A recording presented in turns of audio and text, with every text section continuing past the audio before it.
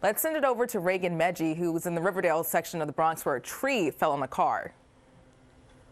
I thought a tornado came through. Kevin is in town visiting his girlfriend who lives in Riverdale.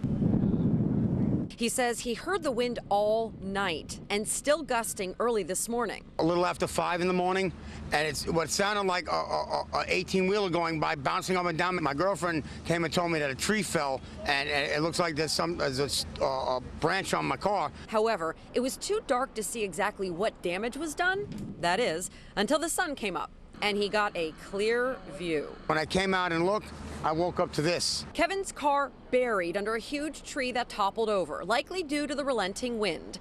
His motorcycle is also damaged, branches piercing through the front windshield, and the back end of a vehicle parked in front crushed by the weight of the tree. It's insane, you know?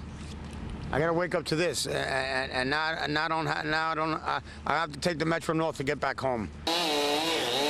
Kevin points out how he feels this could have been avoided. As you can see, though, all these trees, the roots are not covered by any soil. They're all bare. So this is just an accident waiting to happen. And now the next step is to clean everything. As you see, these crews behind me, they have a busy day ahead because, as we're told, there are many trees down throughout the city. In Riverdale, Raegan Medgie, Channel 7 Eyewitness News.